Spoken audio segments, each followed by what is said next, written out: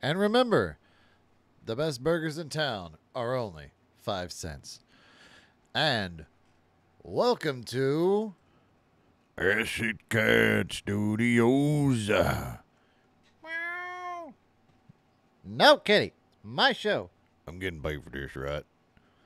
No, no, Carl, you're not. Remember, you're invisible. Also, why you make me do this over the intro? I don't know, you're the jackass running everything. That's a good point.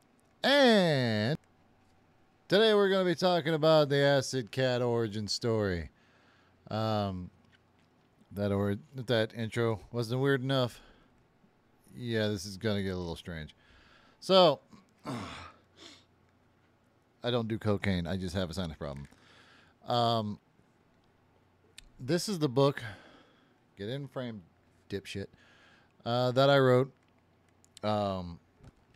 I can't remember when. I think it was like 2014, 15, something like that. It was around the time 14, 15, somewhere around there. That, yeah, sure. I was doing a good amount of drugs. I love the Cheshire Cat. I love the Cheshire Cat from Alice in Wonderland, the American McGee's Alice, excuse me. Madness, or the second one, Madness Returns. It is not bad. It's decent. I enjoyed that one too. So if you haven't noticed, since like you can see how long this video is, it's going to be a girthy one because we're going to read the whole thing all in one go. It's got pictures throughout the PDF and all that, which are also get in frame. All in here. It's one of those experimental ones that I was trying to do at the time. It's called Why the Clocks Backfire. I don't originally know why I called it that. It's just, it was a phrase that got stuck in my head, like, you know, do trees fall in the forest and why the clocks backfire? Something like that. Anyway, to get into what AcidCat really is, it takes forever. He is basically a trans-dimensional space cloud that likes to perceive itself as a cat. He does not look like this. And doesn't look like this. Doesn't look like Courage the Cowardly Dog either. Best cartoon ever made. He doesn't look like this. He doesn't look like this. And he looks like every one of those. I just, you know, it doesn't really matter what he looks like because every time you look at him, he's completely different. Except for, like, you know, like the Cheshire Cat. Cheshire Cat, every time you see him, he's always the same kind of character. And I thought, what if that Cheshire Cat in Alice in Wonderland always looks like that, but he's also AcidCat because he's very enigmatic and he doesn't really care what's going on. But with no further ado, let's get in to Why the Clocks Backfire, the origin story of AcidCat. It's a story that starts off being, you think, narrated by somebody else and turns out to be, guess who? And go, Carl. All right. Why the Clocks Backfire by me, JC Wolf. That's a pseudonym that every time I write something, it's like that. If you don't know what the point of pseudonyms were, especially for like Stephen King for Richard Bachman and Mark Twain being Samuel Clemens, it's a name that you can use that is you but isn't you because there's more of a personality complex on top of it. So that was the idea of this. Again, it was an idea I came up with when I was 14, and yeah, I was deep. Sure. The Nova idea. Astrophysics degree optional. Which, of course, it is. That's a blank page. That is a secondary page that when you would put all your legal crap in front of it. Dedicated to scientists, lunatics, deceivers, and actors. Peppermints? Again, I have not done it. This is the contents of the book. I'm not going to read all that out. Excuse me. If you want to pause, awesome. And this, what you saw in the thumbnail, this is K.A.R.L. These are the eyeball people. This, I think, is Benori. This is the planet Shroom. This is Guyver Haven, the ferret, the three-eared cat. Starting it off, K.A.R.L is going to crash. Guyver Haven flips a switch. Lights brighten. The engine hums louder. His reclining pilot's chair springs backward. The ship shrinks and tightens around Guyver. The screens in his eyes display the path down to the planet. The skin of the ship freezes as the atmosphere catches fire. Guyver pilots the ship down to the far side of the city. The domes of the Benori capital rainbow with its twin suns. An alarm sounds. Guyver's arm sparks against K.A.R.L. Frickin' stupid machine, he spit. K.A.R.L. This is all your fault. That's where the K.A.R.L. voice comes from, by the way. And I know when you're writing things, you're supposed to have the, there's my little hand there. You're supposed to say in actual English, you're supposed to say K.A.R.L. says, Guyver says. I hate that because, duh, that's what the quotations are for. Quotations are things you're fucking saying, right? So throughout this, I may or may not read the K.A.R.L. Guyver. It is there. Think of it as a combination between script and prose jammed together. Like if you read a screen script or whatever, it just says the name and then the words and then the name, then the words or whatever. Okay. This is all your fault. Here we go again with the blames. How would you feel? Better if you shut up and land. Guyver flips more switches in it with his other hand.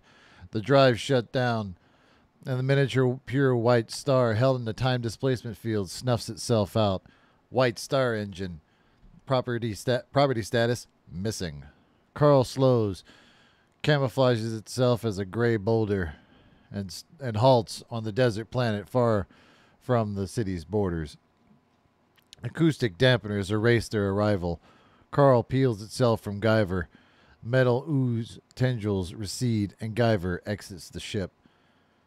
I still can't get used to that. And you shouldn't have. Shut up, K.A.R.L, Guyver says, stretching in twin suns, baking in their final moments. I had to steal you. No choice. Besides, I only stole your Orontis matrix. And your engine. I built the rest of you. K.A.R.L recalls his birth. Of course, we had to get up for Portobo. Yeah, military prison junkyard planet? Yeah, we had to get out of there. I was framed anyway. Oh, okay, well, maybe not. Still. Why are we here? I told you. To meet our leaker. So you keep saying. However, there's been no evidence of the government working to produce this black hole generator you claim is possible. Okay, maybe K.A.R.L really originally didn't have that kind of weird voice, but guess what? He does now. It's not a matter of how. It's of when. Black hole generators happen naturally at the center of most galaxies, so it's only a matter of time till someone is greedy enough to need that much energy that they are willing to create these super black holes that swing stars perpetually to fuel their civilizations. That's deep thought for a little man. Just because I'm not quite 4 feet tall doesn't mean I can't do this. Now quit wasting daylights and transform. K.A.R.L melts into himself and reemerges taller and bipedal. Now cloaked as a suit of living armor, K.A.R.L stands and blinks his black eyes at the stringy clouds. The twin suns reflect against K.A.R.L's dark gray body as he absorbs their radiation, recharging and repairing. Guyver is hidden in K.A.R.L's shadow. Guyver Haven wraps his furry face with his blue and white scarves against the increasingly colder wind. His neon green eyes illuminate between the scarves. Nightfall comes quickly on the small desert planet with its safe bubble cities. If the leaker wasn't on this planet, this would be the third one. Luck doesn't come easy when all the clues are lies and all the assistants are assassins. Rules of the back alley spy network. Guyver Haven, of the planet Furret, the failed merchant, the displaced father, the genius, the thief, mechanic, scientist. And K.A.R.L, a rebuilt, discarded prototype camouflaging toilet retrofitted into a spaceship with stolen experimental parts. Stand on the surface of a foreign world. The bright bubble cities of Benori gleam ahead. Next stop, capital, Benori. So, if you've guessed it already, the original, I think, incarnation that I came out of my brain was when I saw the you saw that episode of Doctor Who. I think third. It was the season where was the episode rather where there was the big planet that was just a junkyard planet of all the TARDISes and whatnot. So that was like the original idea. Like, what if Doctor Who was a cat and then made a TARDIS, but it out of a toilet instead? It's like kind of like that in Back to the Future. Anyway, second chapter with a capital Benori. Guyver and K.A.R.L knock on the glass dome. The archway they stand under covers all surrounding city's entrances. They are attempting to enter the northwest sector. Inside that section of the dome resides the highest society, the Richie Riches. Steelocks and diamond skyscrapers lined with planetium and gold, streets of air and light, signs with sirens singing with lasers and harmony. A purple hole opens in the wall just to the left of the glass door. No. All right, hold on. Sorry, I saw. That's just a random period. I thought it was something on my monitor. Purple hole opens in the wall just to the left of the glass door with no handles or any way of entry. A network of fibers twine out of the orifice and form a ball. Yellow fluid pools in the center of the ball, and then scans the duo with a pulsating metronome of ear-splitting pitches. God damn, nose is all fucked up today.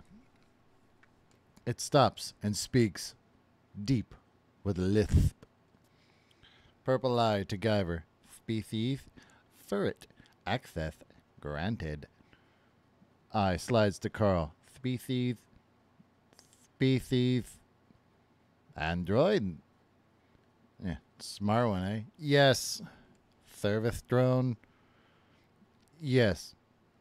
I am a drone. Access granted. It retracts back into the wall and the hole vanishes. The quick glass door splits and the duo step into the shining capital Benori. Inside the slide rails you feel cramped no matter what, as Guyver and K.A.R.L shove into yet another one trying to cross the city. They have yet to meet with the leaker. A few more rides in those orange machines that ride the air like balloons, but rockets. K.A.R.L normally weighs nothing due to the dampeners in his mass.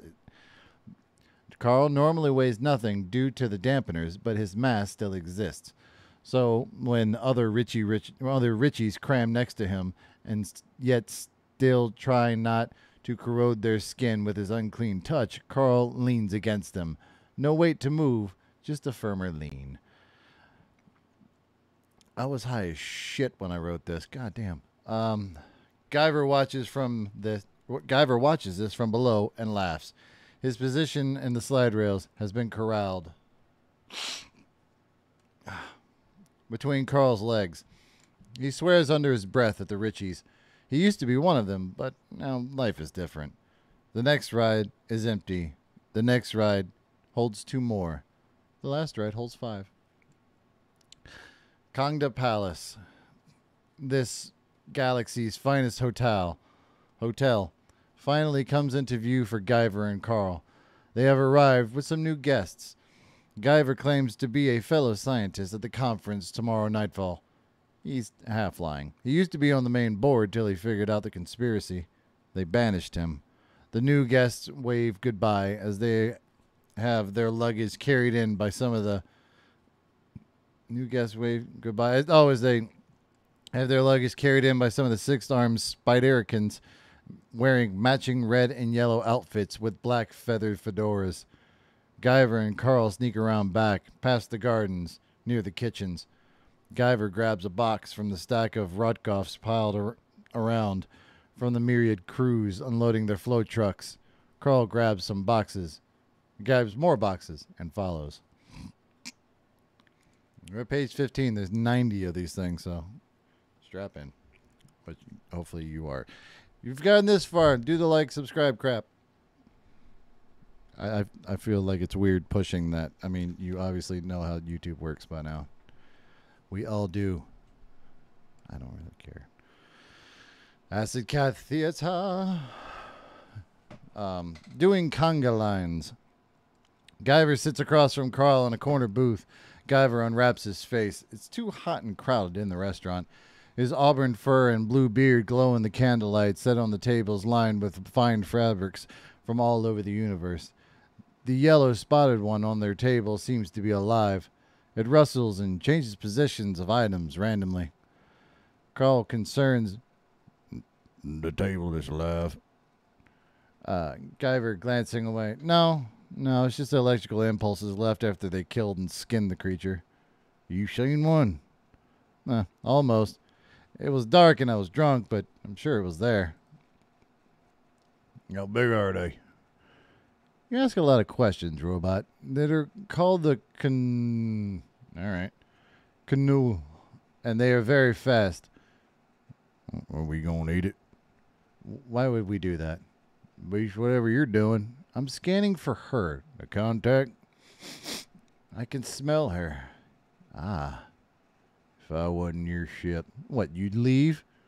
Just because I have no other designation other than this scrambled one I exist and you gave me. You do remember that I used to be a toilet, right? Is the whole mission going to be just about you complaining? I'm just waiting for the action. The waitress brings their drinks and slips them a note. She walks away. Guyver opens it. Well? She'll give us the passes when she brings the check. It doesn't say that, but this is what it means. Me contact. Passes with receipt. They weren't cloned for language skills, that's for sure. Well, she's from Marsix 9. Of course her verbal skills aren't great, but the mind of those creatures, that's something to be admired. Carl looks around at the droves of the Mark 69 clones waiting on table after table with their blue and red shining biosuits protecting the marshland humanoids from drying out on this desert paradise. They get treated well here. Look closer, Carl. They aren't happy. They were cloned for their home world because that is their nature. You know, like sponges, they make a new copy of themselves and their society thrives. But ever since the K.A.R.L laboratories tricked them into servitude, they have been trapped in those biosuits on a hot planet catering to the smug and self-satiated. K.A.R.L labs built me. Yeah, I know, but I built you better. Hell, I made that company better. They just never listen unless you make a full profit. You were built as a camouflaging toilet for military operations. But then they licensed you out to the private market and you became obsolete because nobody bought one. Why? You had just one little flaw. If they left your pod, they can never find it again because you would shrink into atoms and vanish. And that's why you stole the Orontis matrix. My brain, it controls that function. Right. Plus, I crammed a lot of spaceship items inside your pod, like, the engine, spatial distortions. Gotta love that tech. I have to admit, my creator, I am impressed that you converted a toilet into a spaceship that can disguise itself as a functioning android. It's tricky. That whole I'm an android bit that you are doing right now is because you wanted it to happen. I said transform, you became an android. I never programmed that into you. You did that. You're just a spaceship made from a camouflaging toilet. Then you thought yourself into this android disguised existence. K.A.R.L holds out a blue ball of hand. And this? K.A.R.L stretches out his fingers from the ball and grips the glass on the yellow table. Arantis Matrix isn't just a box with a computer program I installed. It's the formula for pure intelligence. The code to life itself. And you put it inside of a toilet. Guyver scratches his middle ear. It'd be this one right here. Yes. Their waitress, Daisy, as it read on her name placard. The three-eyed clone from Mars 69. Cleans their mess of plates. Ribs and various skeletons pile with uneaten lettuce. She returns with their change. Me thanks, me friend. You? Yes, me friend. Passes? Daisy nods and hands over the 2 ID passes she carried away under the receipt tray. Okay. Thank you, Daisy. Guyver stands and stretches. His arms reach only the shoulders of Daisy and K.A.R.L. He scratches the air and burps. An explosion hurls the four into the booth and renders them unconscious as the hotel collapses around them in hails of laser fire and plasma detonators. The screams from the Richie Riches are heard as the revolution begins. God damn, that jumped off quick, didn't it? Now there she is. There's Daisy. That is another picture I drew. Yeah, she's a little strange, but she nice. Be good her. All the bubbles burst. K.A.R.L is the first to wake. He runs an internal scan on himself, then moves on to help Guyver, who is pinned under the table. The KANGDA Palace is in ruins. The bubble city of capital Benori has burst and is flooding with heated battle for revolt and change. Ironically, all for the sake of harmony and oneness. Guyver pushes on the table, but the walls that fell around it are holding it in place. K.A.R.L lifts. Guyver slides free. Thanks. It seems chaos happened. Guyver, checking his bones. Yep. I wonder where that waitress is. K.A.R.L, you know I can't hear you, right? I got the ringing in my ears. Ow. Daisy moans next to the bar stools that have melted into one elaborate jungle of pipes. K.A.R.L spins Guyver in that direction, and they both help her rise. The rest of the citizens and the Mark 69 waitresses in the west and the restaurant are either dead or outside fighting for someone's cause. K.A.R.L squats and checks Daisy's biosuit. The hoses and wires are intact, as is the shield that emanates from her hood. Daisy blinks her 3 eyes as the shield colorizes deep yellow around them, protecting from all harming light rays and displaying her vital signs into the top eyeball on her forehead, or inner forehead. So her HUD is here. Thanks, friend. We're hurt. Not hurt long. Come now. I don't know why she's weirdly kind of Russian, but let's go with it. Daisy turns and lifts, and her left leg turns afterward. It straightens as she kicks the air, and it clicks loudly into place again to begin healing. They start crawling over the debris to reach the kitchens and the streets beyond. What happened? Revolution. Happened too soon. Too soon? Happen next week, not now. Why aren't you fighting? Me no fight. Me waitress. You shouldn't put yourself down like that. You do a good job. Not funny. People dying. Sorry. It's fine. Kitchen this door. Flames eat the ceiling. Stone stoves and electric ovens crumble and melt the same in the molesting fire. It walks and burns. It drinks air and chokes. Guyver grabs the extinguisher and fires at the traveling flame. The molesting fire screeches and attacks. K.A.R.L holds one arm out. A fan spirals from his blue hand and ushers the demon heat into the freezer, which Daisy is standing next to and opening. And the molesting fire dies as the ice rats eat its sources. Outside, the streets aren't much safer. The clones from Mars 69 are now corralling the Richie Riches and all other non-Mars 69 species. They are amassing in the center of the bubble. The park is now filled with 12,000 citizens. Guyver stands on Carl's shoulders and surveys the fences. Over the fences. 2 guards to the left. 2 guards to the left. Carl sets Guyver down as Daisy stands in front of the group. They proceed down the alley. At the crossing, 2 guards stop. Marsix Guard 1. You take to park? Yes. Revolution over? Never. Never. Ransom now. Ransom? Ransom or dead. Their choice. Revolution happened too soon, yes, but revolution not happen soon enough. Never. Never. We'll take soon. Must take robot different place. Katie's owner must take to melt place first. Orders high. Paper? Of course not. Secret. Lie. Proof. Sorry. None. Marsix Guard 1 raises his plasma detonator and points it at Daisy.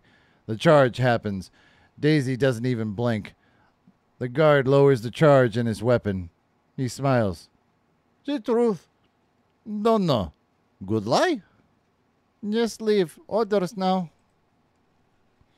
The guards angrily walk away. They grunt to each other in loud tones. Daisy sighs and her left leg collapses. Guyver catches her. Carl, I think it's time to leave. No argument. Carl melts once again into himself.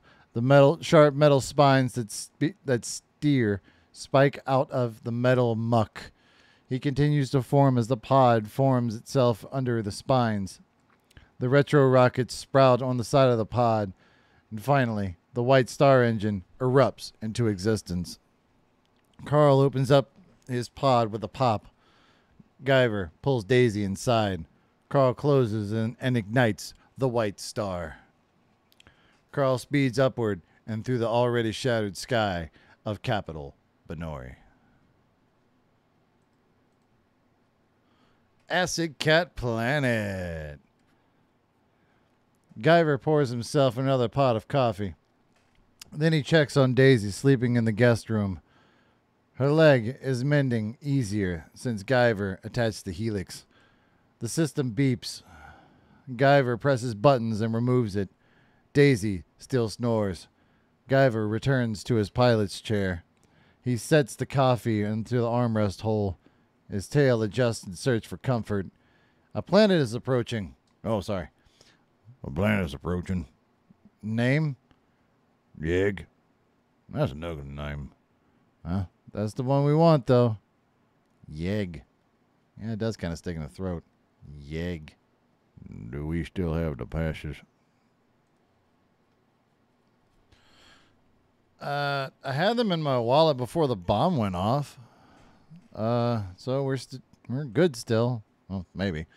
The revolution certainly threw a few spears in the mix. K.A.R.L Labs will be on alert. Entry will be a bitch. Daisy from the hallway. Not impossible. Never? Never. Never! I love that slogan. Works for everything. Well, not everything. Never? You stop this or I'm going to crash this on the planet on purpose. Never! Ah, damn, that is fun. I was probably laughing my ass off at that part. Dark, dense jungle planet under a blue star. Giant crickets swoop the clouds. Droves of glowing pink bats get eaten in their path. Carl and Guyver pilot themselves down past the swarm of insects as they aim for the array. Carl shuts off the White Star engine and fires his retro rockets until his spines touch the squishy foliage. Guyver opens K.A.R.L's black ooze door. The planet Yeg breathes fog. Oi, and danger. Daisy steps out of the pod first on her mended leg. Guyver follows, and K.A.R.L transfigures himself once again, into the black-gray android with large square eyes, blue ball hands, and blue springboard feet. Daisy mesmerizes as he does this. How? K.A.R.L is a toilet spaceship that thinks it's an android as camouflage? Magic? Magic, yes.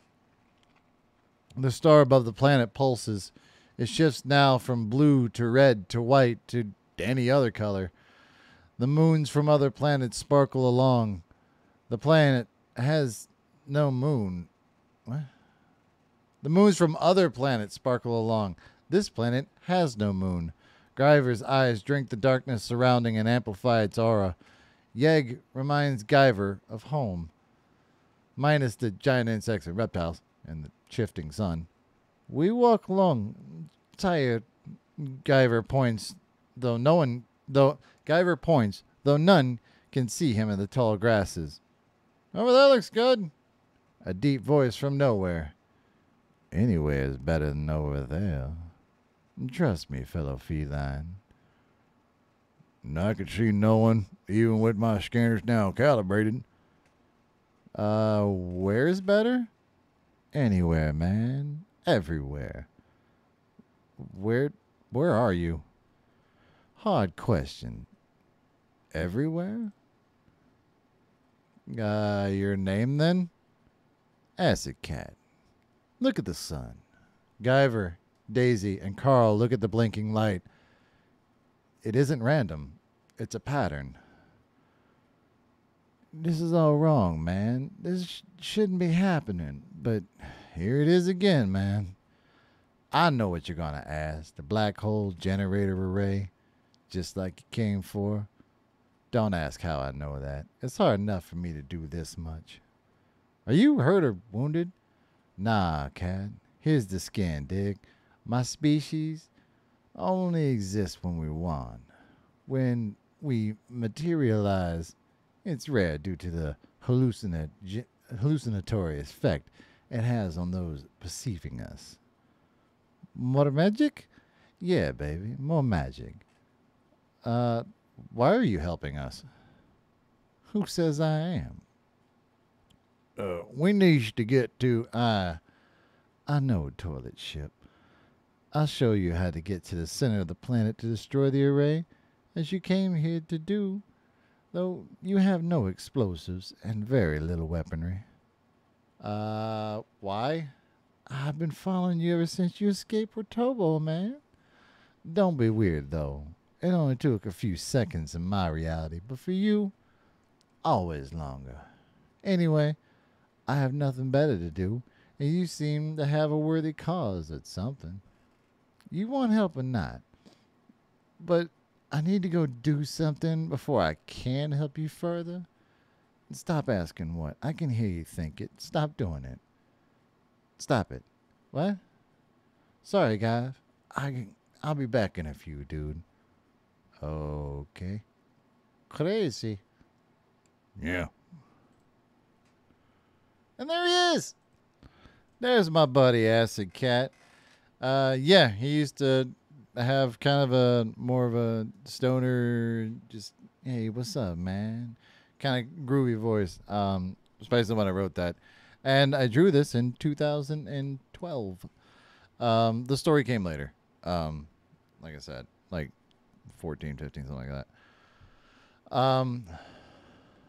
But it just originally came from this picture. It's not flipped. Like the eye was like this one was originally the one that he has like a normal eye and the one that like gives you hallucinations and whatnot. But again, if you remember the other explanation, it's crazier than that. Drill, dude. AcidCat coughs. His breath forms mist. His tail swishes with the ideas of stars. His body fluffs with shifting fluorescence spectrums. His face and fanged grin pull out of the light and bind with the motion of AcidCat moving toward the crew. Guyver blinks. I feel like I'm on the good stuff back home. Fields of passion and glories. Do what? He's tripping. It's an effect of me showing myself. He's tripping balls right now. He's fine. Just don't ask him to do anything important. Iris Banker's Dacidatic Micro. Friend Nuket? Yeah, yes. AcidCat friend. Are you really even a cat? No. Hanging out with you guys all this time? I just assumed this identity. I wanted to talk to you, but it wouldn't have made much sense back then. Only now can we proceed with the plan of destruction. However, we will need bombs. Where are they, Toilet Ship? Inside the planet already? You sending me bombs on enemy? Exactly, Daisy. Sorry. Exactly, Daisy.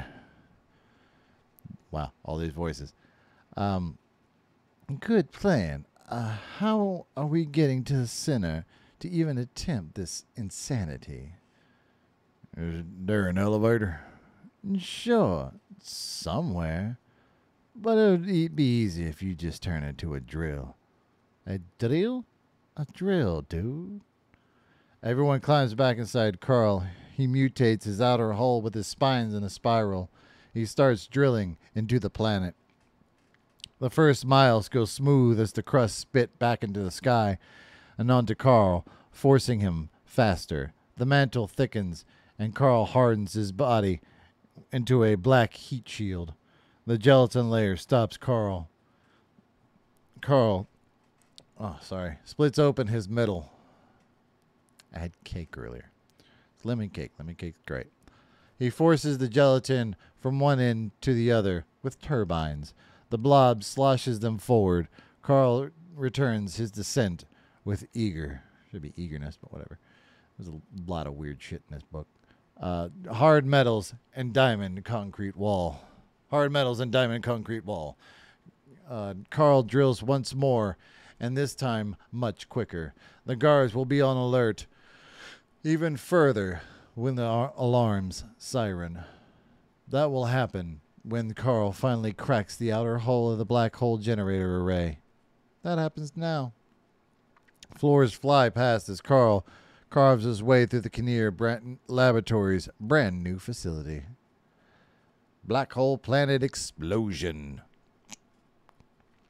Myron K.A.R.L. is the founder of K.A.R.L. Laboratories, formerly K.A.R.L. Aerospace, and he is a giant floating eyeball with psychic powers, only on inanimate objects. That is not uncommon. His entire race looks exactly like him, with different eye colors and differently polished stone outskins, but just alike in their larger than dinner plate size. So they're big floating eyeballs. Why do you need to know this? All right, answer my own fucking question. Because the entire base K.A.R.L. just drilled into is filled with them. Soldiers and scientists, all with ambitions of creating a perpetual power source for the movement of their civilization. Why do you even need to know that? Because I, AcidCat, say so, man. Yeah, he breaks the fourth wall. He's very strange. Guyver grabs the nearest broken pipe. K.A.R.L. forms into the android. Daisy grabs another pipe. This one sharper ended. AcidCat vanishes. Hey, I'll go hallucinate the soldiers. They deserve a break for all their faithful duty. Guyver pulls out his circle knife. We will go blow up a planet. I don't exactly know what a circle knife is. It's probably like a blade and it's a big circle. I don't know. Continuing. The K.A.R.L. soldiers attack with their stone backs polished and padded with their harder armor. Their green Their green, orange, and brown irises surround. Excuse me. Brown irises surround their black mouth pupils with invisible razor teeth. Oh, that's disturbing. The soldiers float back and thrust forward with their backs turned. Guyver ducks and bats them away at the nearest of the dozen floating eyes. K.A.R.L slaps with bright blue whips. Daisy swings wildly, though she hits hard when she actually lands one. It's rare. K.A.R.L kicks open the final central lab door. Guyver and Daisy stab the eyes through their mouth pupils.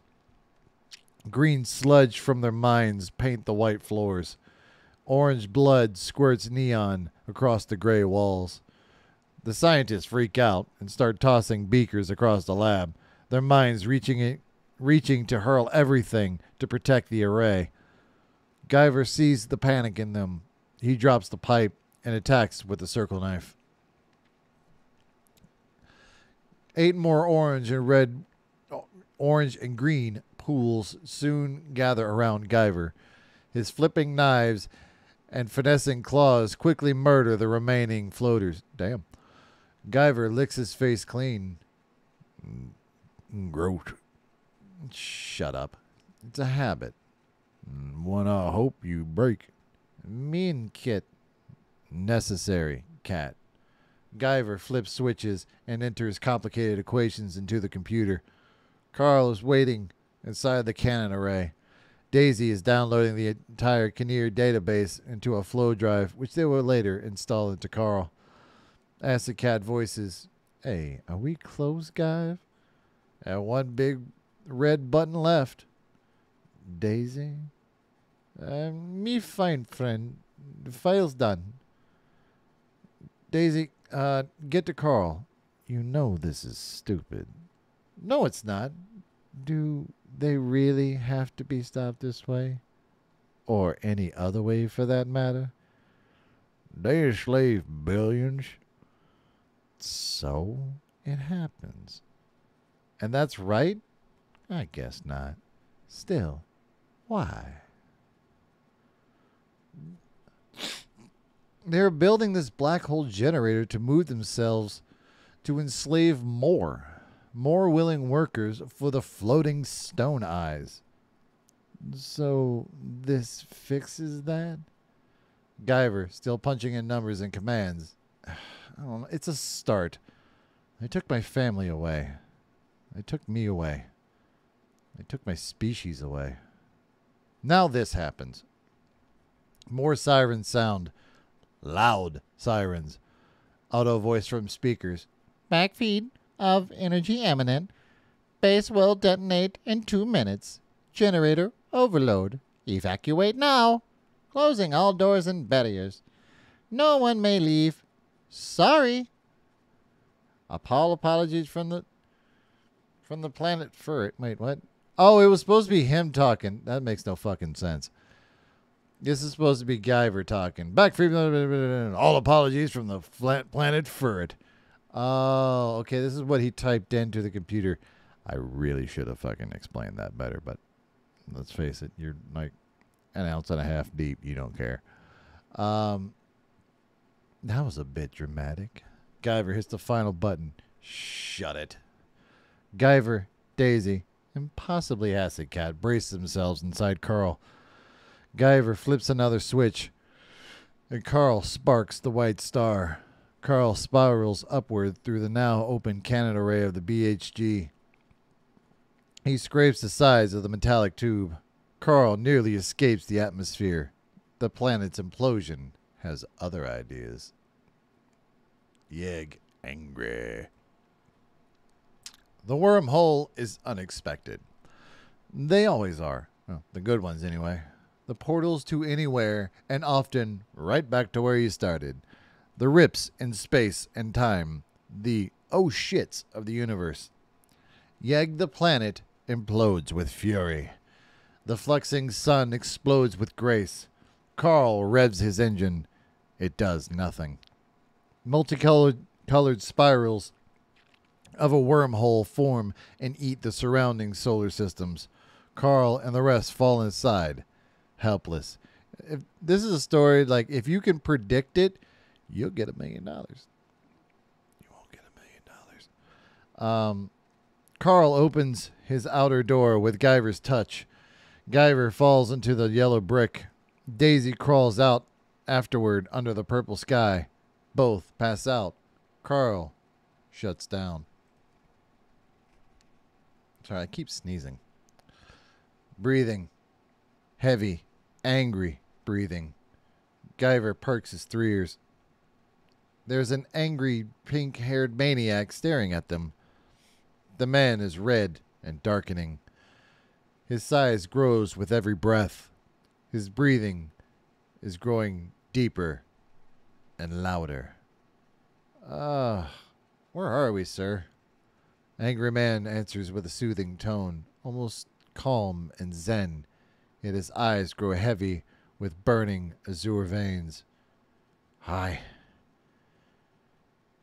Nice to meet you.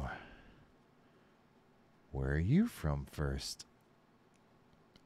From Yeg? Impossible. I am Yeg. The planet Yeg. There is only me and the yellow bricks here. What is a planet? K.A.R.L wakes and pulls into the android. Look up. Why? There's nothing there. K.A.R.L scans the sky. He's right. Shit. What? Daisy wakes and Guyver holds her head as she sits up, her legs mending again. This is it. This here is all. Again, what? AcidCat emerges from behind Yeg. Yeg turns and drops to his knees. The yellow bricks shatter under his immense weight. Before AcidCat decided to show myself, Yeg had grown into 50 feet and wider than the party. Yet Yeg kept his calm demeanor on top of his growing anger. God? AcidCat laughs. No. Let's not go down that road again. Just call me AcidCat. If you can anymore. Guyve, or rather K.A.R.L, since you're the only one who resists the hallucinations, this place is not our universe. How? Wormhole created from the planet Yeg, imploding, combined with the power of a charged sun. Coincidentally, we are now in a universe where the only person alive is this angry man, also named Yeg, and a spreading yellow brick horizon. It's beautiful and creepy. Whoa, did you see that? Nah, you wouldn't. How do we leave? Magic. The second wormhole was even more unexpected. It was smaller than the last one as it erupted from nothingness. It opened behind the group. They glanced at each other. They climb inside K.A.R.L. K.A.R.L roars through the new wormhole. And there he is. Yeg. Yeg is kind of based on Tomba or Tombi, depending on where you were. The video game. This is like him if he got all mad and flipped out and went all Super Saiyan. I mean, it's basically just an angry Tomba, and he's wearing a shirt. It's a fantastic game, by the way. Serene Mountain Music. Mr.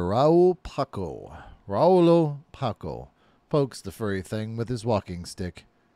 He didn't need a stick, but when you're a 7-foot rat who went to war for his country and got shrapnel in his back, even though it came out 10 years ago, the spasms can knuckle you under. The stick also helps with the bastards who sneak up his mountain and snarf his crops. It was having little effect on the furry thing. Mr. Paco pokes the metal thing. K.A.R.L wakes and androids. Mr. Paco nearly loses the rolled herb from his thick, moustached lips. What fucking voice do I give him? Robots? Sure, why not? Robots? Android. Yes, well, close enough. Guyver now rests inside the main house. K.A.R.L stands outside, scanning the stars. Daisy is healing out of her biosuit in the mud spa. In the fields, Mr. Paco smokes more herbs, waiting for the crew to revive. He was nice enough to let the feline use his pet's cradle. He thinks about the creatures that flew out of that swirl. He decides to fill the mud spa with more healing herbs. Mr. Paco grabs the basket. God damn it. Hold on. Android, I'm going to put this stuff in the mud spa. It'll keep the mud happy while it heals. K.A.R.L stops scanning. Mud happy? Sure, life mud. That's what they call themselves. But I can't talk with words. But he can't talk with words. But, do you know how Mark 69 speak? With chemicals and grunts. Yep. Well, the life mud was created on their home planet. Greatest invention ever. The stars say we are really far from where we started. Really far. How? I don't know. I just saw a spiral and you three came through. There were four of us. Right. What did you call him? AcidCat, man. Call me AcidCat. Where are you? Just go with it, right? He only exists if he wants to exist. Whatever. I'm going to help your friend. Someone should go check on your pet.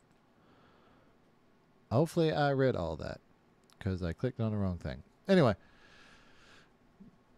you can go back and read it if I skipped anything. That's mean, Rat. Sorry, that's the ingrained racism. Ignore me. Just when they tried to kill my entire race, I get testy. Oh, he doesn't look like them. Too many years. I just don't like them. You have a pet dog. What's a dog? Why you call me a rat? The hell is a rat? What did I just say? Just go with it. Universes will hurt your head, brother. I'm sorry. What's its name again? Guyver shouts from the main house. Dog! I don't know why it says dog. Mr. Paco goes inside the mud spa. Don't panic. You'll be fine. Guyver wakes with a slobberer dangling foam inches away from his face. Okay, apparently that was a dog. Dog! Okay, that would have been like his reaction. He backs away. The beast licks at his frightened face. The beast leaps with joy and play. What do you want? Degface. All right. Barks and wags his short nub. Am I on your bed? Degface jumps and barks. Guyver looks at the ceiling, jumps and attaches to the rafter upside down. Okay, he went. Degface climbs inside his cradle. Guyver lets go and lands. Degface licks the back of Guyver's head. Guyver turns and rubs Degface's face and neck. Ugh, gross canine. He reads the collar. Degface? Messed up name. Guess you're not evil. You do smell that way. Did you just climb out of the mud? Where is... You're alive. K.A.R.L has the main house. You're alive. You're alive. Good. We have a lot to talk about. Are you actually petting that? Nah, he's cool. Where's Daisy? Mud spa relax time. Hoy. I swear that the Dre Beats studio ones that they made years ago are the best sounding, worst feeling pieces of crap ever. These things are goddamn uncomfortable, but then again, I'm wearing all this crap, so whatever. Maybe it's me. Maybe it's Maybelline. Mud spa relax time. Sorry, I had to take a break for a second. Where were we? The mud spa swelters in its healing breaths. Daisy is sleeping. Mr. Paco is swaddling her with more turok leaves, each longer than her body. His overalls are draping on the hooks lining the wall. You don't want mud drenching a suit other than the one you were birthed. The leaking, cleansing showers drain back into the life mud. Guyver tosses his toga and sandals on the long bench where K.A.R.L sits. Guyver drops in the mud spa and swims to Daisy. She's fine. I know. Oh, she's fine. I know. Your dog is friendly. I was rude to you and your friends. I apologize. I said that. K.A.R.L filled me in. Don't worry. I might have done the same. Or as hell. Always. Yeah. You still here? Swear to God, it'd be a lot easier if I didn't write so many damn characters. I think it's supposed to sound Mexican, but for some reason my brain just won't do it. Still here? Not always. What do you call this planet? Mexica? Yeah, see, he's supposed to. I guess he's supposed to sound like this. Mexica. Population billions of what you call rats. And you? I'm from the planet Furret. Hey, sorry, I know about that. About what? It's all gone now. The first bubble hull cruiser was built there. It was a success, but the planet disintegrated it. That didn't look right. Whatever, disintegrated with it. But as you well know, Guyve, your race was long gone since then. You saw it happen. No, I did not all of them. Dude, you are now over 10,000 years older than you were during the last chapter of your life. Also, you are in a far, far galaxy. The only reason you blew up Yegg was in retaliation for the enslavement, then execution of your people. Don't lie, I was there. The K.A.R.L blew up your homeworld because of you. K.A.R.L? Where are we? Galaxy. Pronounce that again? We just called it Soul. See? Now my brain works. Yeah, that break helped, huh? Daisy opens her eyes. She twists, and Mr. Paco prevents her from drowning in the life mud. It would just revive her later, but her lungs would be full of mud. But again, that is often normal for Mark 69 clones. Guyver feeds her water from a blue gourd. K.A.R.L dehumidifies himself. Friends? Cat friend? Rat friend? Guyver comforts. Yes, Daisy. Friends. Android? Outside. K.A.R.L destroy win? The K.A.R.L overlords? Overlords? Blowing up the planet did nothing but accelerate their galactic conquests. Awesome. They have also perfected the BHG drive. Sweet. BHG? Black hole generator drive? Is a common item now. Yeah. Where we came from, wherever the hell that is. We're back in the right universe this time, just in the distant future, on a planet that used to be run by apes and lizards, but now is being run by giant rats fighting off giant cats. They do both keep dogs as pets. Ironically, again, or whatever, they don't know what those words mean: dog, cat, rat, human. Humans? Now that is really an ancient history. I thought they were just a myth. Nobody ever acknowledges them anymore. We used to pray to them like gods, but anyway. What were you doing with the K.A.R.L blowing up the planet? Is that how the swirl appeared? Yeah, the wormhole or swirl happened when we shattered the egg. Then it got strange. We're here now, so that's good. K.A.R.L not overlord. K.A.R.L stupid stone eye. K.A.R.L hurt. Praise not. Never! Okay. I probably should have wrote that. Daisy to Paco. Daisy to Paco never finishes with passing into unconsciousness. What? I have no idea what the fuck I just said.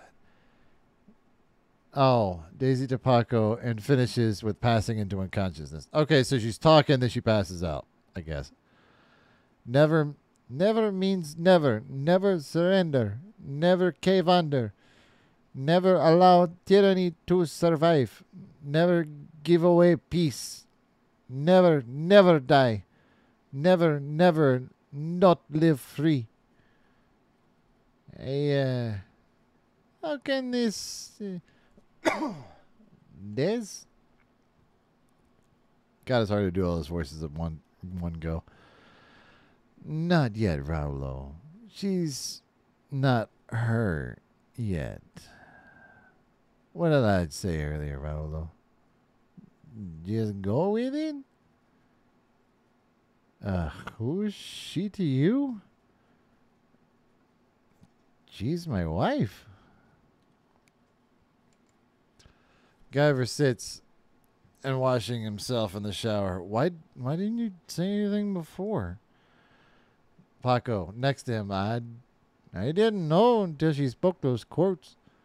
My wife originated them. Okay, how is she your wife? She's been on a desert planet ever since she was cloned. She's never been out of the solar system. And she's definitely never been out of her own timeline beyond now. Definitions change, Guy. I hope she'll reawaken soon.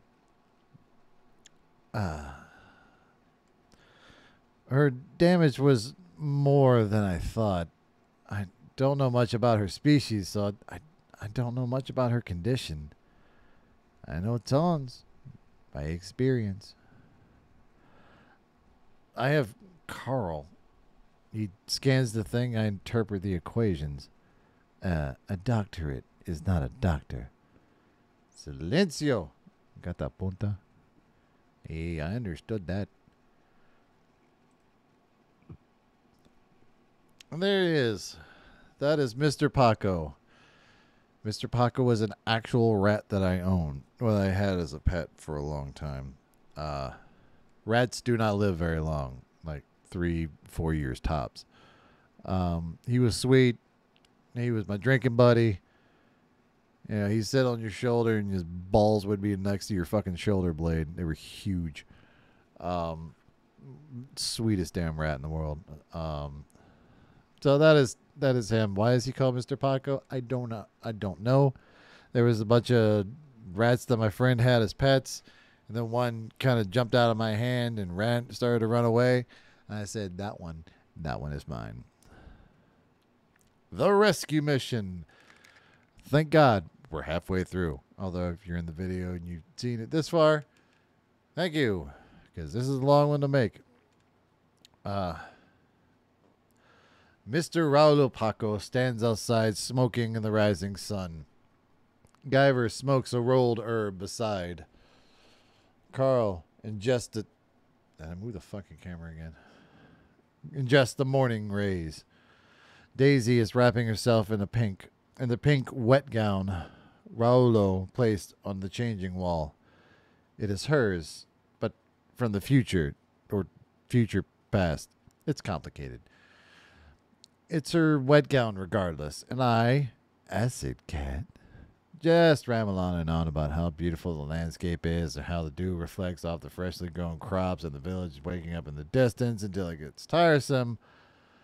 Until it almost gets tiresome. But, hey, AcidCat, you know you're talking out loud, right? Oh, wow. I was trying to do the Mexican accent, but I just went right into the other one. You know you're talking out loud, right? We can hear you narrating the whole time. Can you stop now? Hey, it's my party. Just keep quiet. Fine. Daisy from the Dawn Arch. I like. Funny. Thanks, Daz. Thanks, Daz. Daisy, not Daz. That was my wife's name. That was my wife's name. Fucking hell. Daisy walks to Paco and holds his open hand by prying out of his overall pocket. How did she die? How did she die? How did I die?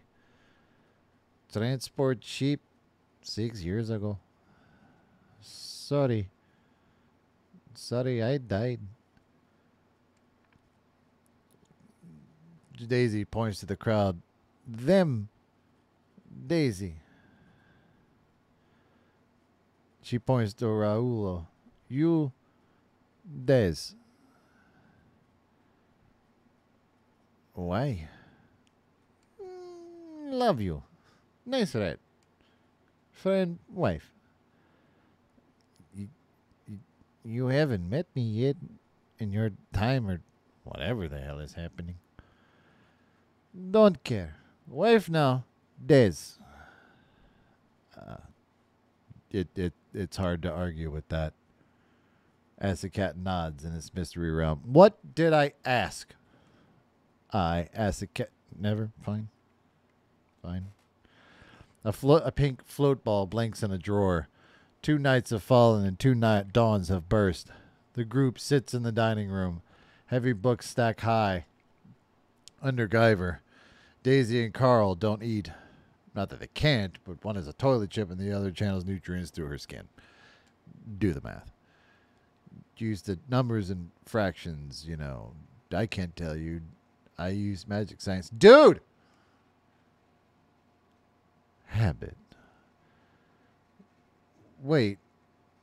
Someone check a drawer. Behind Des. Behind Des? There it is. Daisy opens the yellow cabinet behind her. The drawer opens without a creak, though the wood or plant it's made from doesn't... I'm doing it again, aren't I? This is hard. It's okay, Acid. It's okay, AcidCat. You get me. Shut it. Drink bowl. Here, husband. It's a subspace radio message ball. Grenier technology. Of course. They all await the why. It's the rebels. Only they have sent the frequency to this. Only they have sent the frequency to this ball.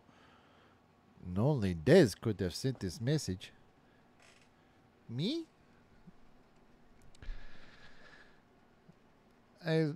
Adelaide, you are not dead. Why? Because you're their leader. Because she's the rebel leader for the Mark 69 Prevailers, sworn enemy of the K.A.R.L overlords. She started it centuries ago, though. How have you come back again? What does the message say? Paco reads the ball. Come, help, rescue. That's it. Plastic on ordnance.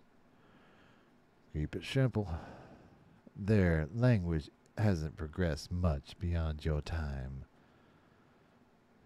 Sad. Nature of the beast.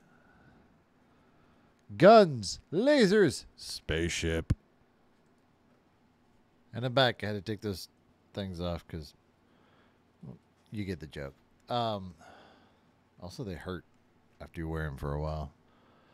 Mr. Paco leads the group down a special staircase hidden in the forest south of the crops, in a big quiwa tree. It's really something in the blossoming season. Flowers and aromas that make you drool. The bark is soft. The staircase ends with a dark empty. Raulo lights a torch. He lights other torches with this torch until the room is lit with 8 torches plus his torch. So 9 torches. 9 torches that illuminate the cache of weapons. Guyver admires. This will help. K.A.R.L runs through a list aloud as he scans the warehouse. Omega neutron lasers, particle grenades, Vitruvian Zoni hand lasers, antimatter accelerators, nitron cannons. This will definitely help. Daisy amazes. Shit. Butterscotch? What? Yay. That's mine, AcidCat. Yeah, she's right. I hate this stuff. Daisy wonders. No, it's good. Where? It's good. Where? Shall we get started? The pleasure's all mine.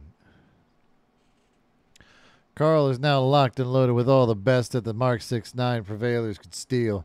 He has been stripped down and rebuilt to accommodate the added weaponry. They cram in one of everything. Guyver flips a switch on his chair. K.A.R.L becomes aware. Sponge. What?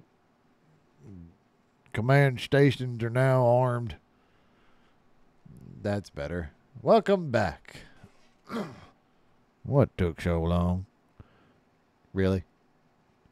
All systems are a go, Captain. Guyver and Daisy review the plans again with Paco and possibly myself. If they could just see me without hallucinating, say la vie. The plan is a good one, as all good plans are. Oh, as all good plans always are. But they never go exactly as it prints pretty on paper, or in this case, a table screen.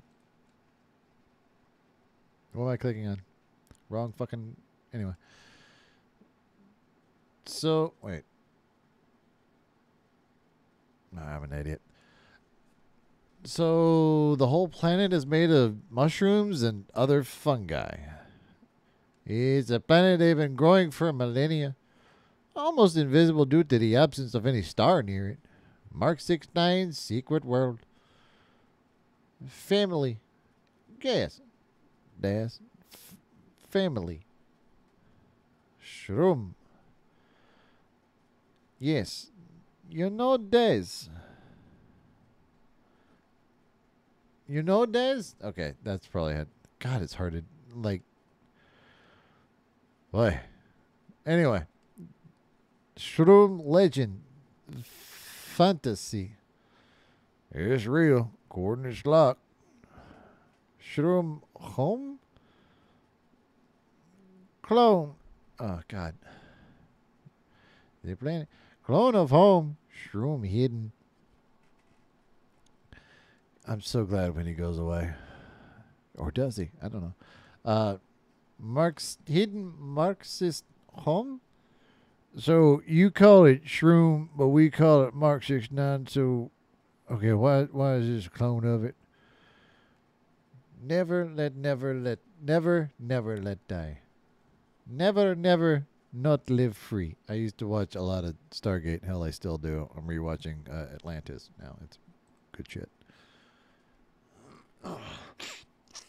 Best seasons, like season 2 onward, when they finally get Jason Momoa in there. He's just better than like some of the other things they had going on. Anyway, piloting on to Shroom. We got 30 more pages to get through here, folks. So if you watch things like me, just hit the times button. It's fine. I don't care. I still have to read it in real time. AcidCat floats in the cockpit.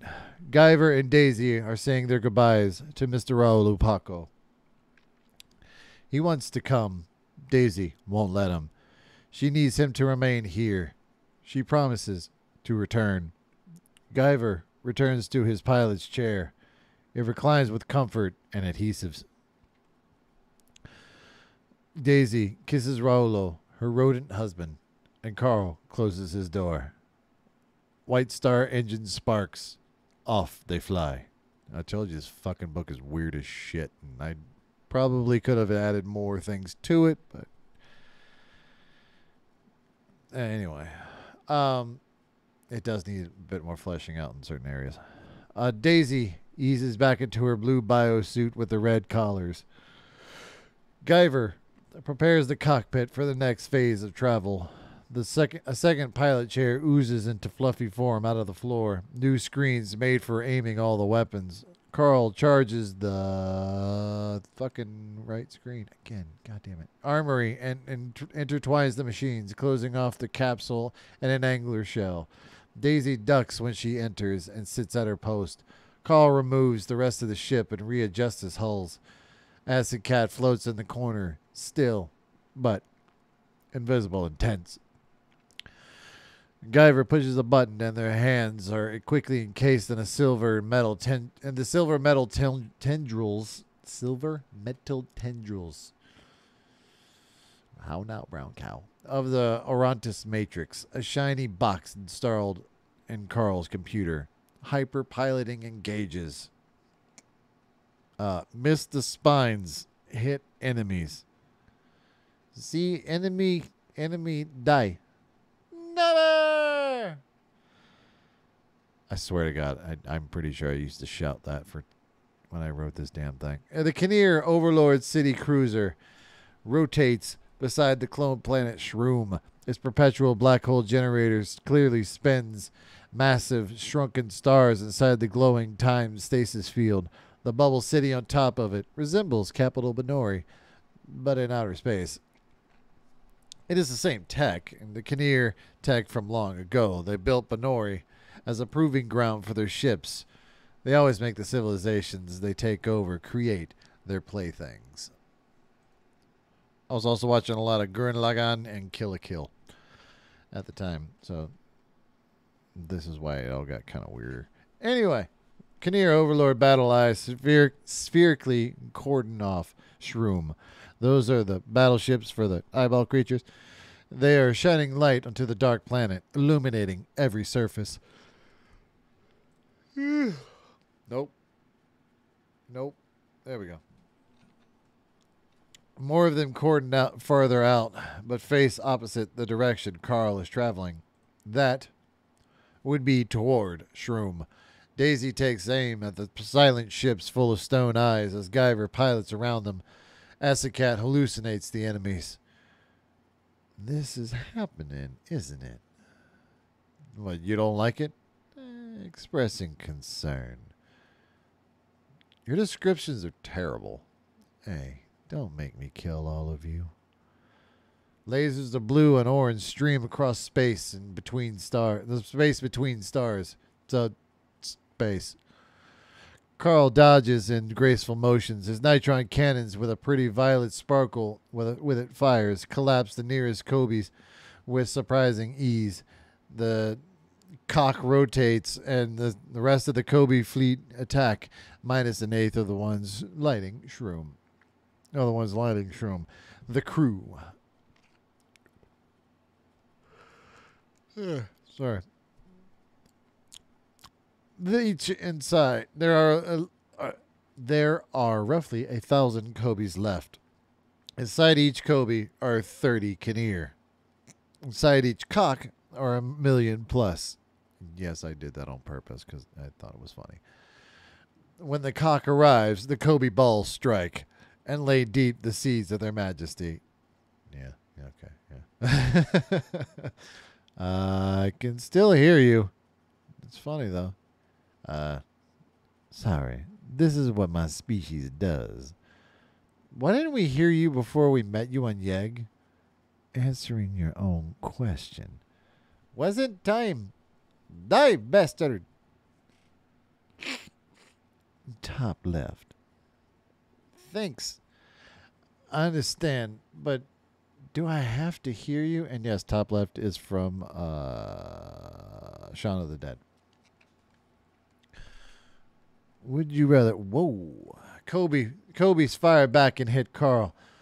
Flames burn Guyver's blue whiskers. One of K.A.R.L's spines is aerodynamically wrong. It slices into a passing Kobe, leaking the eyeballs into the vacuum. They explode orange and green.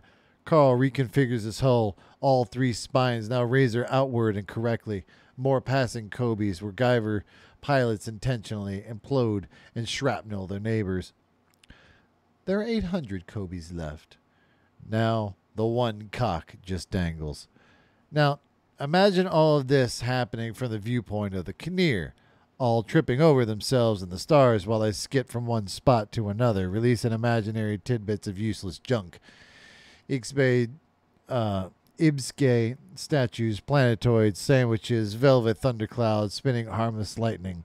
All things that shouldn't be, but I tricked them into avoiding as Guyver and K.A.R.L blast their way to the surface. Eyeballs rust randomly in my mysterious, forceful happiness. Shroom Combat League. I love the titles. K.A.R.L lands in the dense mist and red muck, the trail of their descent masked by its viscosity. Bulbous mushrooms cover the entire planet. Their colors are numerous, like a shitload of colors. Colors you thought you dreamt once, but you couldn't quite remember what exactly. That color. Guyver and Daisy step in the life mud. It welcomes them with warning. Not against them, but for their safety. Daisy knows this now because she removes her gloves and calms the life mud down from its sudden rage from K.A.R.L crashing into it without permission. Life mud. Safe. Not safe. Do I explain? No, we heard you. Zing! AcidCat is audibly silent. K.A.R.L, now android. Where's Daisy? Daisy starts trekking. This way! Excuse me. Again. Sorry with pausing, but yeah. You don't see me blowing my nose out every 10 fucking seconds. Grandiose orchestral music sounds as the group trudges their way through life mud and other various fungi, releasing spores and chorus. Okay, there's not really any music. Just pretend it's there.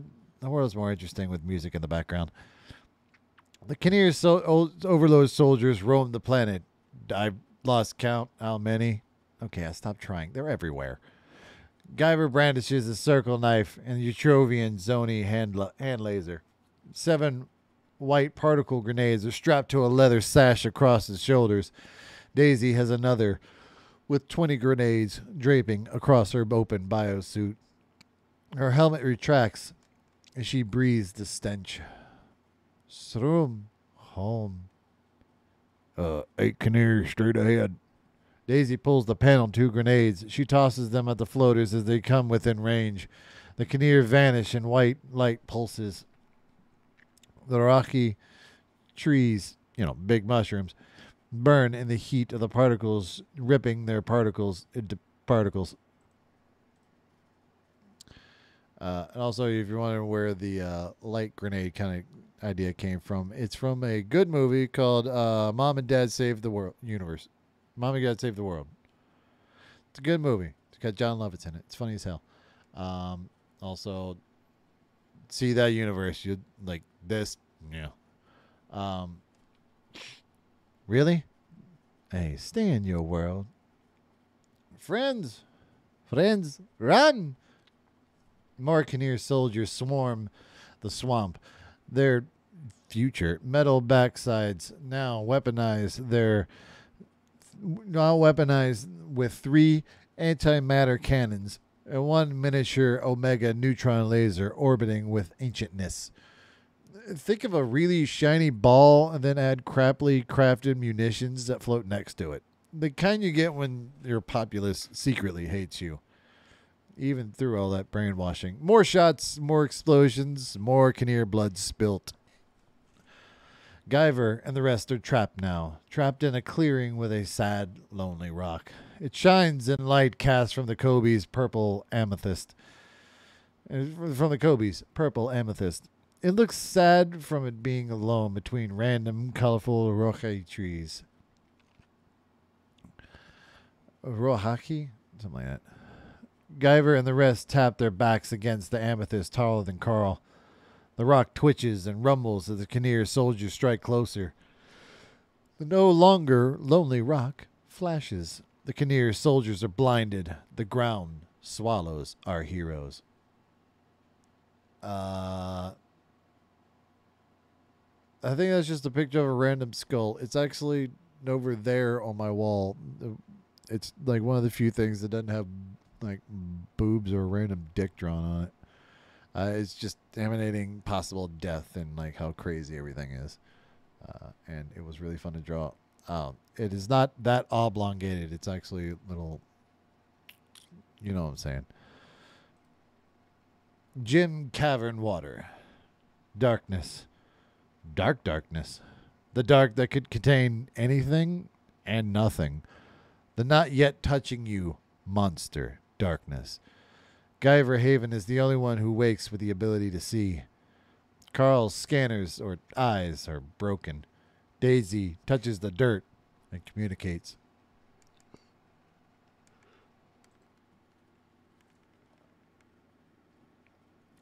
Caffeine, the cause of and solution to all of life's problems. It's this. Sponsor me, bastard. I'm kidding. Where was I at? Guyver inhales the dark like water. Speaking of water, I hear too. We're in a cavern, currently on a rock shelf. Ahead are stalactites and water. lots of water. Probably a waterfall somewhere. Fun. How are we crossing? Guyver walks the shoreline. It doesn't take long, even with Guyve's short legs. An almost missed thud bounces from the west. Guyver runs over to the sound. There rests a raft made from petrified rocky trees. Oh, excuse me. It rises on the soft waves. Guyver shouts as he drags the rope and the raft to the group. I've got a raft! I can't recharge. No sun nor fix? Hey, I'll ride on the heavy side. I said raft. Got one. Oh, we heard. K.A.R.L crawls on his ball hands and knees. And just stop being an android. What would I be? I don't know, a banana? Green eyes blaze as the crew adjusts to their new assignments on the raft. Daisy sits in front of K.A.R.L, who is paddling with an oar hand and switching between arms. Guyver crouches on the front end and whispers directions. Even with his vision, the darkness contains more. A blur of blue beneath. Another blur. One swims closer, and blue electricity emits. 2 more in the distance. 8 more directly below. Oh, spark fisks. And I'm the asshole with his hand in the water. I know I'm not like you, but you ever been hit by one of those things? Again, sorry for that. Whatever, ancient history. I see. Steer right. A Daisy sniffs the air. Rope. The raft bounces off the stalactite. That's the ones from the ceilings, right? I think stalactite, might. I forget. Um, they sound similar, spelled completely differently. Might, but anyway. Who cares? K.A.R.L switches his fist into a hook and pierces it. They row forward. Guyver places K.A.R.L's hook arm on the rope attached to yet another stalactite. K.A.R.L rows once more with spare arm. Why he doesn't just become something more useful is beyond me, and trust me, that is a damn hard thing to do. Be nice. Sorry. Yeah, I could do the whole thing in his voice, but it'd be even weirder. Guyver shakes his head in annoyance of me, and then they progress from one rock to another. There are a lot of them. From my standpoint, I see the matrix of maze and ropes and boulders and could point the way if the amethyst didn't do it for me. Blue blur below, purple flash above, random patterns at first, increasing frequency. Pretty. Blue blurs stop. One amethyst blinks far to the east. Follow. K.A.R.L, east, hard. Purple, blink, slowing. Amethysts roar by as the raft slips down the twisting tunnels. This way, that way. Water rushes them into another cavern. This one already blinking with purple and blue, massive amounts of them in random, quick patterns. There are other gems blinking alongside, red, yellow, and that other color I told you to think of earlier. K.A.R.L lifts his face and begins recharging. Viewers scanners ready. It's beautiful, isn't it? Yes, vibrant. Oh, wow. Where are we? Deep. So, a layer above the core. That's deep. Scans show an elevator a few miles ahead of us. I can't tell what that humming is, though, but it's at its core. Insane power. Now that you can see... What? Do you need me to keep telling you to make every course correction, or do you have it? Oh, yeah, no problem, boss. Quick glass ride. Like a quick glass ride. Guyver ties the raft to the final stalactite on the rounded rock shelf. Is it tight at the bottom? I don't remember. Daisy pushes the button on the panel. K.A.R.L waits with her. AcidCat contemplates why there's an office building, shiny silver elevator welded to the rock surrounding it, deep inside caverns of water under giant mushrooms and swamp creatures. Also, why none of the K.A.R.L have attempted to catch up with the rest of the damn story. Yeah, where are those freaky eyeballs? At least one should have tried to kill us by now, right? I don't know. Maybe they got stuck. Anyway. Never enter. Never K.A.R.L. Why? Sparkfix. Headfist. They are afraid of them? Oh, I know what she means. The K.A.R.L from our time is stone-backed. These are coated with metal. Water plus sparks. Bzz. The elevator is slow. A soft ding later, and they all cram into the glass-encased elevator. Only the door and frame are metal. The rest is quick glass. It's liquidish glass that as soon as it shatters, bling, repaired. As soon as the group descends, Guyver looks down in the darkness below. Remembering he was standing on glass didn't help that queasy feeling. Quick glass is interesting when it heals. It turns into blobs of glass, then pulls itself together. Normally, it seeps into the frame and then splashes outward into the program's shape. As they reach the bottom, question light fills the darkness. What is question light? Good question. It shines with another color that you will think about. Pretty.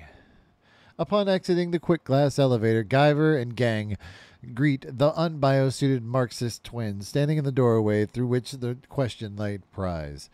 Daisy steps forward. Friend. Friend's leader. Leader?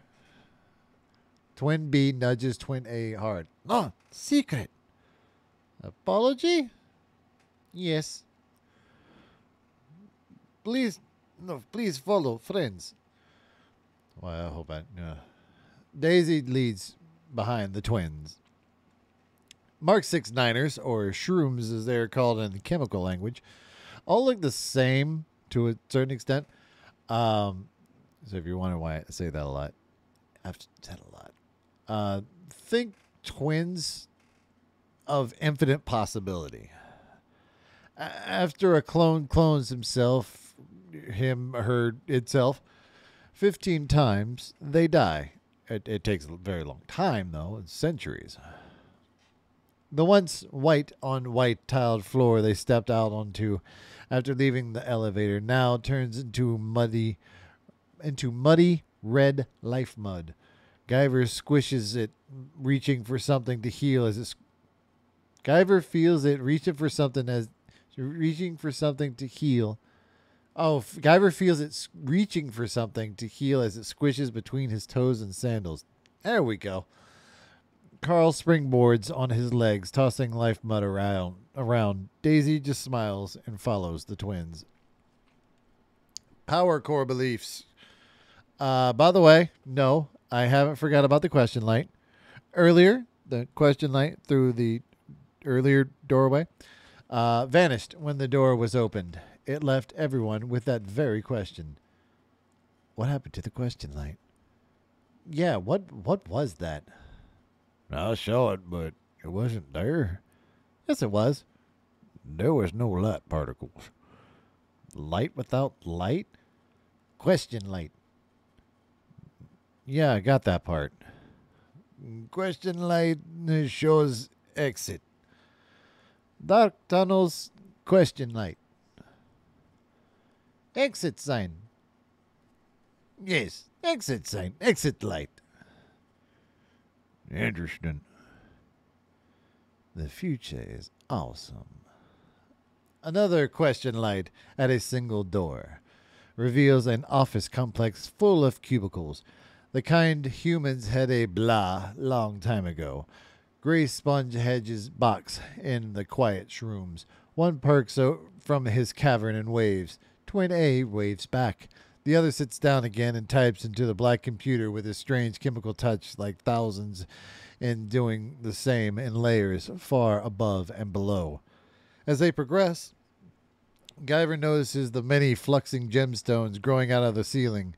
Red, blue, and the rest rapidly blink with their increasing hum. What's that hum? Other side. Machines. Other side of what? Time vortex. I thought this was a rescue. It is. We are rescuing you. Wow, what is this place? It's a power station. A bio power station? Huh, nice. Timing matters most. The time vortex chamber washes with fresh water pumping from big pores in the sphere.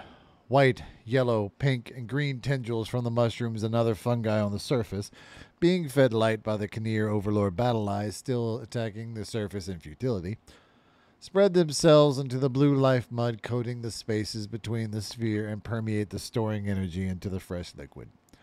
Energy can then be sent into the gemstones sprinkled inside the TC, the time vortex chamber, and then quickly into the large golden rods, two on either side of the red life mud walkway. That energy collides and opens a time vortex.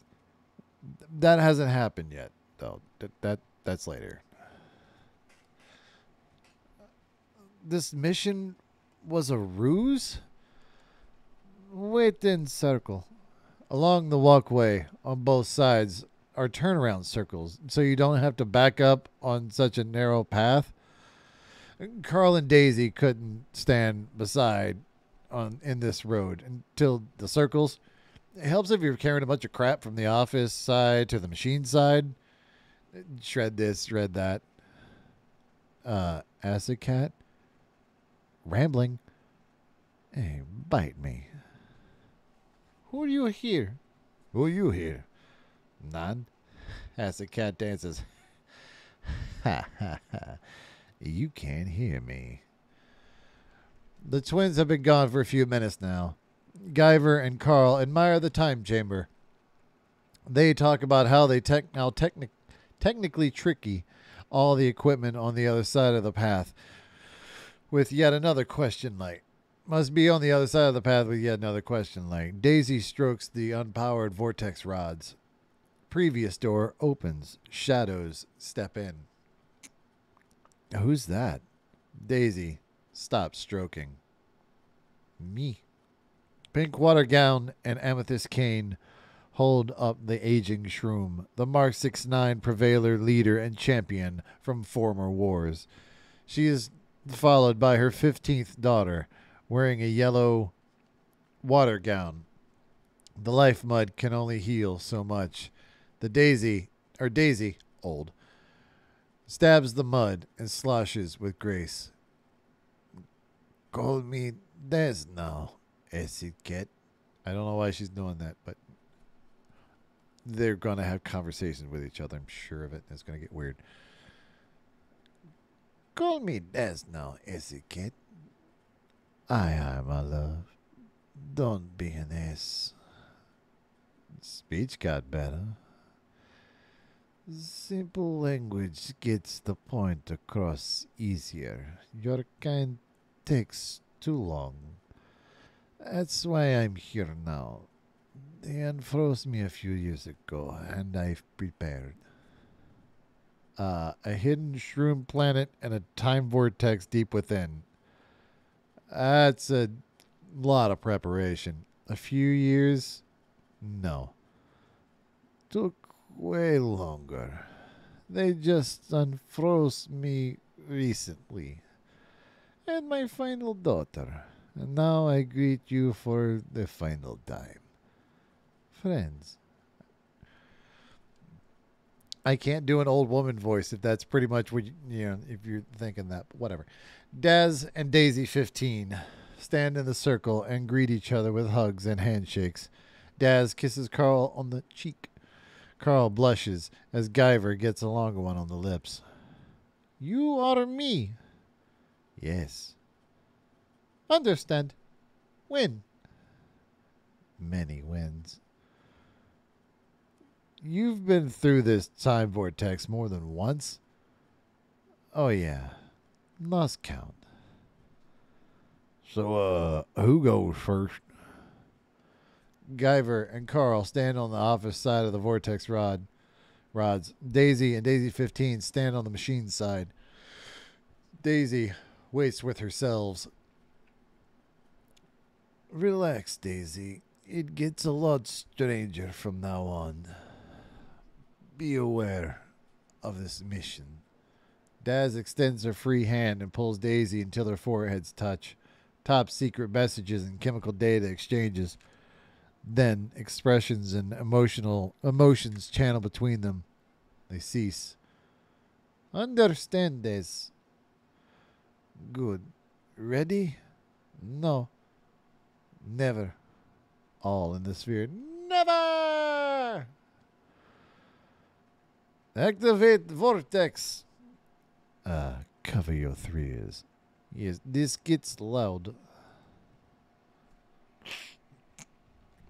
Lights. Vortex. Action. Deafening pulses hum happens. Whatever. Bolts of life and electricity burst. The golden vortex rods crackle. A micron's thin sheet of power bridges them. Although it's thin, the force is real. From the vantage point of the crew and family, there is a rotating green angle bouncing in a field of blackness. What's it doing? It's like a screensaver. A what? It's waiting for Daisy. They would be shouting this, but I'm not going to do that.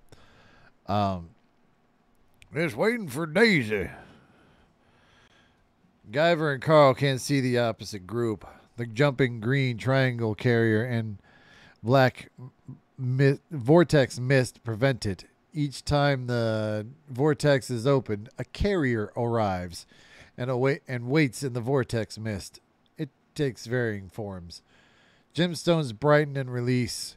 The triangle and mist vanish. Only Daz and Daisy 15 stand. Where did she travel?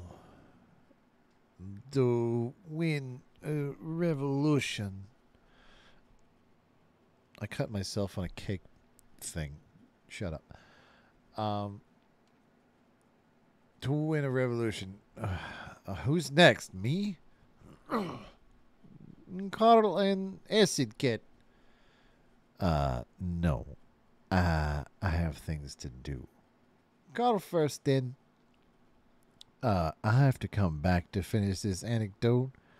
I have to, damn time travel. Fine. You don't need this contraption anyway, do you? AcidCat smiles. Nah. Carl prepares with Guyver. Daisy 15 walks out of the time chamber into the machine room. She returns soon with an orange orb. She places it inside K.A.R.L, combining it with the weapons. Daz explains, that is a reality remover. They're not possible. Takes a lunatic to build it. What's it do? It removes the possibility of reality of whatever DNA it is to erase. All thoughts, all sequences. K.A.R.L allows Daisy 15 back through his ooze door.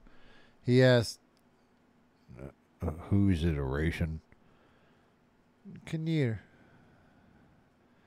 Good choice, but we don't weigh the choices, Guyver. The wheels are turning quicker. The K.A.R.L must be erased in order for the universe to survive. Are you happy with this? No. Why would I be? This is a terrible thing K.A.R.L and AcidCat, when he gets a chance, must do for everyone. K.A.R.L, you are going to explode someday. That day is at the dawn of time. Every time. Every universe. Not possible. Hey, just hang out till I get there. You do the rest. I'm not completely useless. Are we all agreed then? Yes. Fine. Activate Vortex. They can't hear you. You know, just ruin my fun. Lightning crashes. Lightning crashes. Sorry. Jones stems glow. Fresh water rushes in and out as the power rises. Gold rods standing central and from the bottom to almost top of the sphere drink in the life forces. K.A.R.L and Guyver wait together. The black vortex mist, now pink, and the carrier is now a large white question mark. Really? Those colors? I don't control that. Ice front. K.A.R.L shakes Guyver's hand. Kind of wish we did this when the vortex was closed. Yeah, our timing sucks. Stay in one piece. Shut it. K.A.R.L jumps into the vortex. Shut it. Guyver Haven is alone on his path. The shroom women close the gap. They caress his fur. He almost feels the chemicals. Daz strokes the tufts of blue on his 3 ears. He purrs. What crazy thing do I do, Daisy? The easiest one. There are no easy ones. You go home now. Like I said, no easy ones. Purr, baby, purr. Shroom is still being attacked by the metal-backed eyeballs known as the K.A.R.L overlords. The rocky trees, fungi, and native animal things are still being slaughtered. They finally cracked the problem of avoiding the spark fisks, protective personal shields. The tech fails due to the high voltage needed to sustain itself.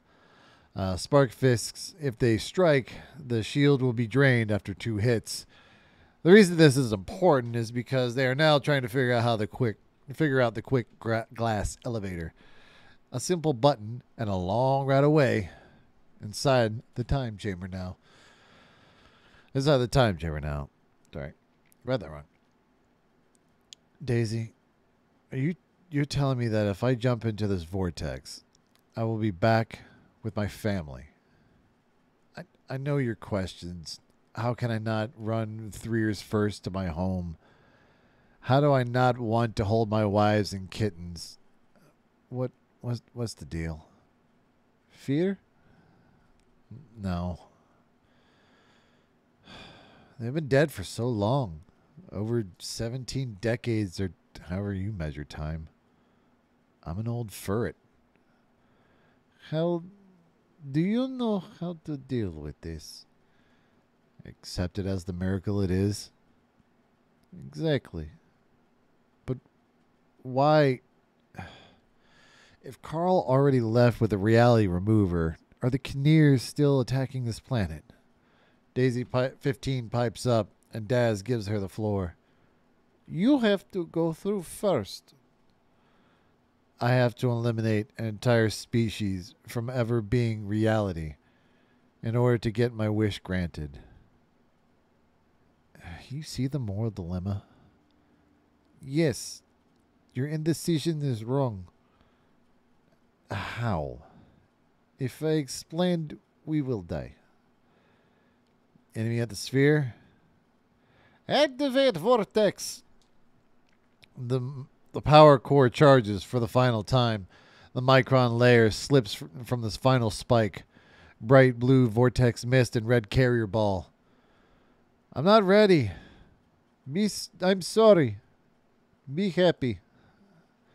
Daisy 15 kicks Guyver. He lifts high and backward. He falls into the carrier ball. It bounces no more as it spirals with the mist through time and space. Guyver remembers nothing as he drains into another world, another time, place, and family. I would tell him what to expect when he arrives, but it won't matter. It will be awkward. Who is K.A.R.L? Guyver Haven is asleep on the couch when the machine crash lands. His 2 litters of kittens, each of which are now running to the site, send a messenger to wake their father. Sebastian shouts, Dad, wake up! Guyver cracks his eyes. Sebastian nears and nudges, Dad! Guyver, what, you didn't hear that? What did you do? Something exploded behind the house. I didn't do it, though. It came from the sky. Mom wants you outside. Guyver rubs his 3 ears. Did she, or you just the messenger again? Will you just please? Fine, lead the way. The crater in the backyard piles dirt high on the perimeter. Guyver's kittens surround the crater, waiting for instructions. They watch as the black pod with silver razor spines on a white star, transform into an android. You know what he looks like. Guyver has just never built him. Never needs to again. Guyver never has to witness his family being taken from him or the other horrible things that came later. That reality was removed. But that didn't fix things for me. Guyver shouts into the crater. Not at me. You never met me. You! Yes. Yes. Guyver watches Carl springboards into the flat prairie. The kittens corral. The Guyver's wives finally enter the yard after driving from the fields. They are dirty with dirt and moss. I guess driving. I have no idea what the hell it's planting season on fur. And apparently, I explained it. One wife carries an empty basket to the main house. The second stands next to Guyver, taking in the android's sight. Posada. All right. What is it? The spaceship android? My name is K.A.R.L. K.A.R.L? It stands for K.A.R.L Aerospace Recamouflaging Lavatory. Your toilet? Cool. That's stupid. What is? A toilet ship android? That's dumb. No offense, sir. You. I've heard worse, ma'am.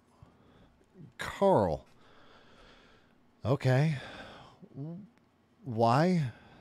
Carl shakes his head. I don't know why. I waited at the beginning of time like I was instructed.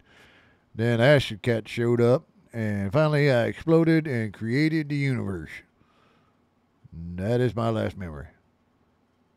AcidCat? You don't know him either? AcidCat to Carl. Just go with it, man. He won't remember the old you. Reality remover, remember? You were built as the escape vehicle for this ferret. He never builds you in the future, so you are an anomaly. Understood. What? The inside joke. AcidCat to the reader. This has been really fun, man, girl, whatever. And I've enjoyed our time together. The pages turned and the wisecracks shoved down your throat. But you could probably stop reading this now. I'll just keep rambling on and fill you in on the missing parts, and we don't need that, do we? Nah. So stop reading. Now. And that's it. That is the very strange origin story. I gotta learn to do this better. Origin story of AcidCat. I hope you enjoyed it. It's a long one, but a short book by comparison. I mean, it's not really that long. Anyway, so yeah, that happened. I hope you enjoyed yourself watching it at probably 2x just to get through this crap. If not, if you stay with me this whole time, awesome. Thank you. Do all the YouTube stuff. Like, comment, subscribe. Tell me if you think I'm a crazy person for even trying to write this and then actually putting it into book form. The back says, here is a space adventure filled with a 3-eared cat and his android spaceship. Now stop, turn this over, and begin there. It looks like this. Anyway, I'm Jake. This is AcidCat Studios. And I will see. I don't know what I'm going to do next. Probably another thing. You'll see, obviously. I will see you beautiful motherfuckers in the next one. Later, guys. That was confusing as hell. But I enjoyed being in it. Seriously, do I get paid now?